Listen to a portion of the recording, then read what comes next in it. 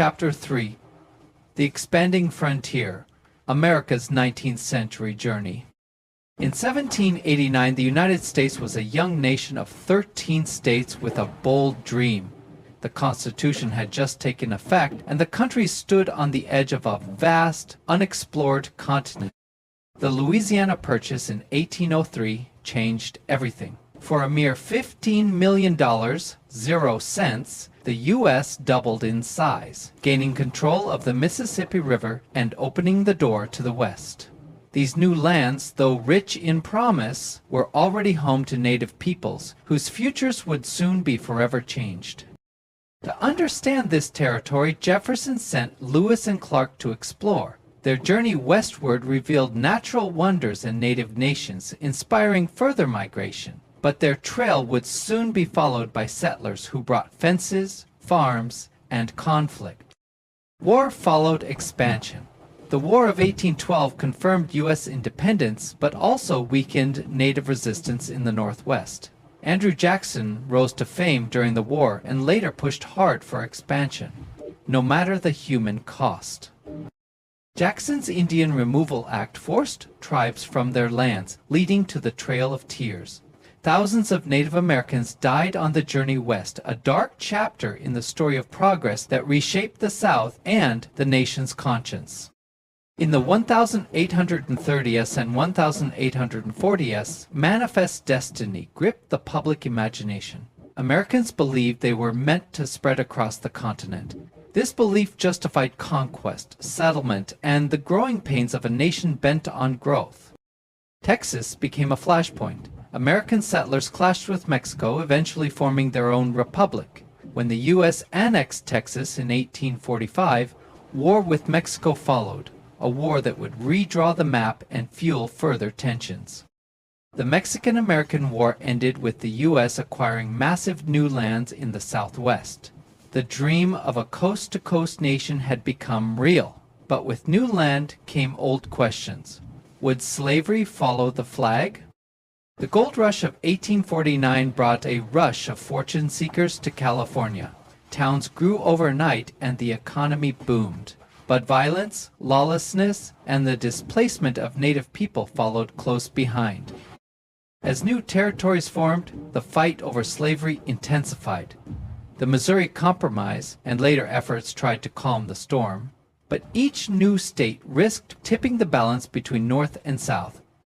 In the thousands, 850s, national tensions reached a boiling point. The Kansas-Nebraska Act and the Fugitive Slave Law sparked outrage and violence. Political debates turned personal.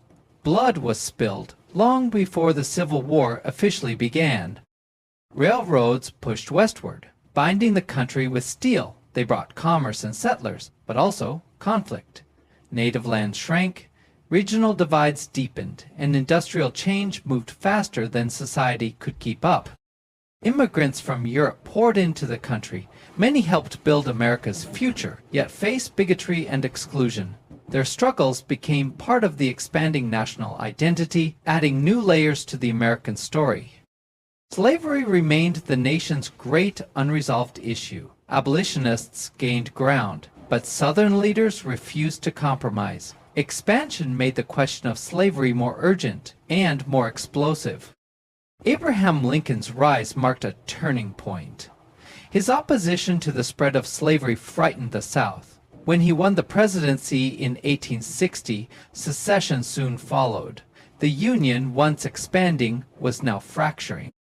From 1789 to 1861, the U.S. had grown into a continental power. But expansion had also deepened divides, especially over slavery and identity. The cost of growth was coming due, and the nation stood on the brink. The legacy of expansion remains. Cities, borders, and cultural divides all trace back to this era. The belief in progress fueled greatness and injustice in equal measure, and its echoes still shape America today. This period was one of dreams and dilemmas, ambition and consequence. Expansion defined the map, but it didn't settle the meaning of America. That question would demand answers in the bloody years that followed. Chapter 4, The American Civil War and Reconstruction, 1861-1877. The country broke apart in 1861. 11 southern states left the Union and formed the Confederacy, led by Jefferson Davis. They fought to protect their way of life, which depended on slavery. President Abraham Lincoln and the North went to war to preserve the Union. When shots were fired at Fort Sumter, the Civil War began. The war tore families apart. Battles like Antietam and Gettysburg brought massive casualties. Over 600,000 people died. The North had factories and trains. The South had strong will and knowledge of the land. Both sides faced hunger, disease, and terrible loss. In 1863, Lincoln issued the Emancipation Proclamation. It freed slaves in Confederate territory and gave the war a new purpose: freedom. Thousands of black men joined the Union Army, fighting bravely for a country that had long denied them rights. That same year, the Union won a key victory at Gettysburg. It stopped the Confederate advance into the North. Lincoln later gave the Gettysburg Address, a short but powerful speech about liberty, sacrifice, and preserving democracy. The war dragged on. General Grant led tough campaigns in the East, while General Sherman marched through Georgia, destroying Southern infrastructure. In April 1865, General Lee surrendered at Appomattox Courthouse. The war ended. The Union was saved. Just days later, President Lincoln was shot and killed. His death shocked the nation. His successor, Andrew Johnson, took a softer approach to the South, angering many in Congress who wanted a stronger Reconstruction effort. Reconstruction tried to rebuild the South and give freed people real freedom. Congress passed the 13th, 14th, and 15th Amendments, ending slavery, granting citizenship, and protecting the right to vote. Black Americans voted, held office, and built schools. There was hope for a new future. But that hope met fierce resistance. White supremacist groups like the Ku Klux Klan used violence and terror. Southern states passed laws to restrict black freedom. Northern support for Reconstruction weakened. Progress began to stall. President Grant tried to enforce civil rights laws and fight white violence, but corruption in his administration and fading public support limited his power. By the mid-1870 SS, Reconstruction was collapsing. In 1876, a contested election led to a compromise.